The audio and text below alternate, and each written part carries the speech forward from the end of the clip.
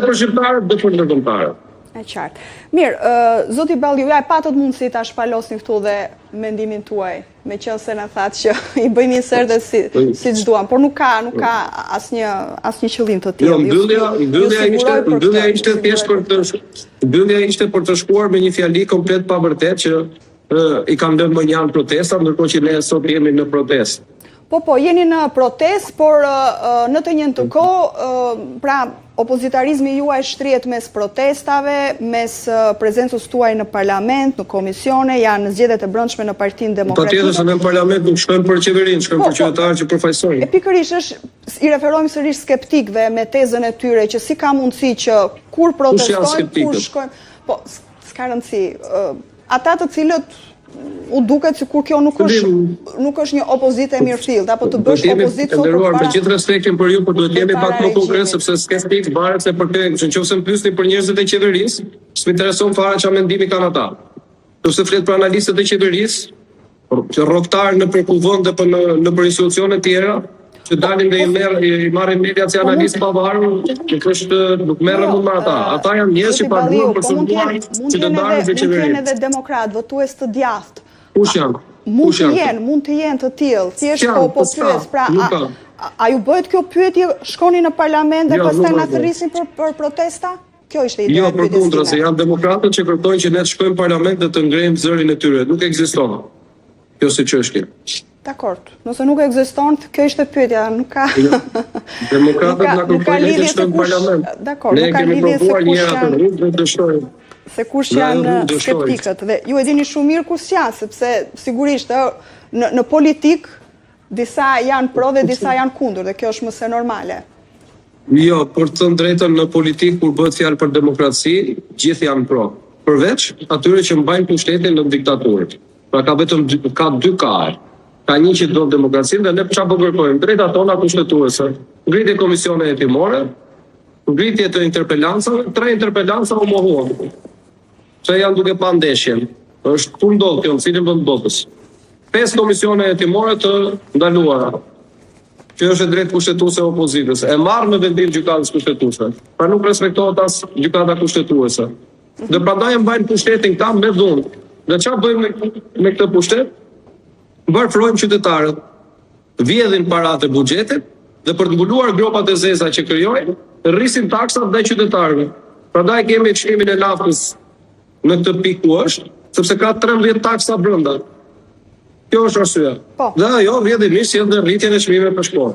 Po, edhe diçka për sa i përket protestës, do jetë zoti Berisha ka thënë edhe ju thatë një protestë paqësore. Gjithmonë. Si duhet kuptuar paqësore kur në protestat e fundit kemi parë edhe përplasje mes policisë dhe protestuesve? Çdo protestë ka përplasje dhe ka përballje. Krahasim me protestat që bën Perëndimi, mendoj që janë më paqësore se mund të imagjinohet. Nuk ka asnjë efektiv të policisë të dëmtuar apo diçka tjetër.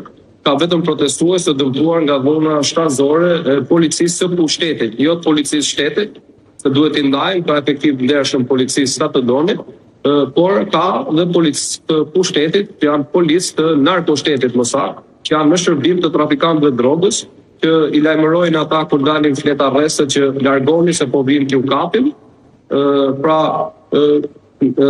opozita dhe qytetarët kanë qenë shumë paqësorë, kurse pushteti ka qenë tepi dukshëm. Prandaj spitalet janë dukur me protestues dhe jo me policë. Ka patur edhe policë të lënduar. Asnjë. As edhe një efektiv të dëmtuar. Asnjë. Sipas Ministrisë së Brendshme? Jo, edhe sipas Ministrisë së Brendshme, asnjë. Nuk ka një efektiv policie të dëmtuar. Më nxirrni emrin e një polici dhe unë do bëj dakord me ju. Asnjë policë të dëmtuar. Zero. Kemi shkuar, ne kemi parë edhe në spital, kur nxorën media që kanë shkuar disa policë atje, dhe kërkuam çfarë probleme kishin, skedën e mjekut, dhe zero, asnjë problem. Do me thënë nuk ishte paraqitur asnjë policë në spital, apo s'kishin pësuar asnjë gjë? Jo, ishin paraqitur atje, se di për çfarë ishin paraqitur, por probleme s'kishin. Për çfarë ishin paraqitur se di, probleme s'kishte, se ne pyetëm që kanë ardhur policë të dëmtuar, jo s'kemi. Policë të dëmtuar. S'ka policë të Në asnjë dëmtuar. nga protestat që janë zhvilluar deri më tani. Asnjë, zero, asnjë, zero. Dhe si parashikohet jetë protesta e sotme, zoti Balliu?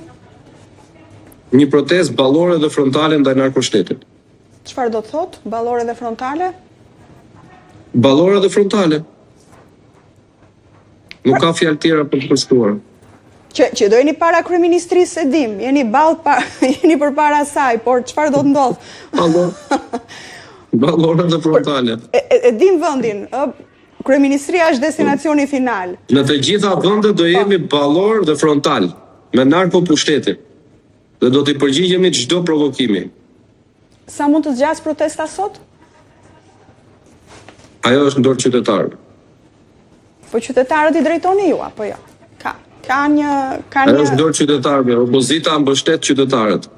Dhe ajo është në dorë qytetarëve. Qytetarët do të rrinë protestojnë sa të duan ata. Unë ju falenderoj shumë zoti Balliu.